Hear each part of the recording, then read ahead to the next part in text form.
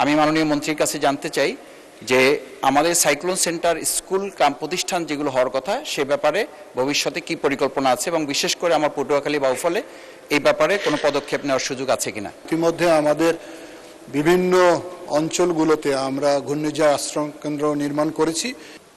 মাননীয় মন্ত্রী মহোদয়ের কাছে আমার জানার বিষয় হচ্ছে যে আমার পটুয়াখালী 112 বাউফল 2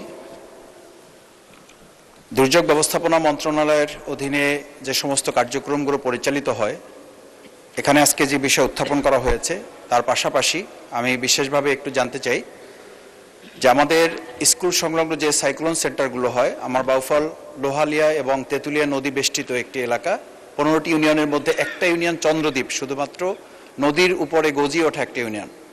সেখানে পরিকল্পনার মধ্যে এটি আছে কিনা যে স্কুল কেন্দ্রিক যে সাইক্লোন সেন্টার সেখানে বন্যা বা এখন যে মৌসুম চলতেছে হাজার হাজার মানুষ যখন বন্যায় ক্ষতিগ্রস্ত হয় যে সাইক্লোন সেন্টারগুলো আছে সেখানে মাননীয় স্পিকার তাদের সংকুলান হয় না। আমি মাননীয় মন্ত্রীর কাছে জানতে চাই যে আমাদের সাইক্লোন সেন্টার স্কুল প্রতিষ্ঠান যেগুলো হওয়ার কথা সে ব্যাপারে ভবিষ্যতে কি পরিকল্পনা আছে এবং বিশেষ করে আমার পটুয়াখালী বাউফলে এই ব্যাপারে কোনো পদক্ষেপ নেওয়ার সুযোগ আছে কিনা। ধন্যবাদ মাননীয় সদস্য। মাননীয় মন্ত্রী।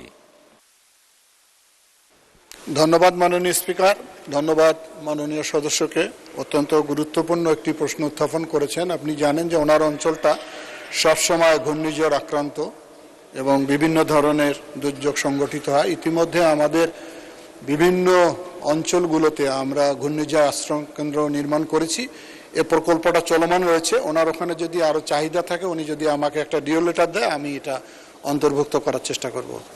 ধন্যবাদ মাননীয় স্পিকার। ধন্যবাদ মাননীয় মন্ত্রী।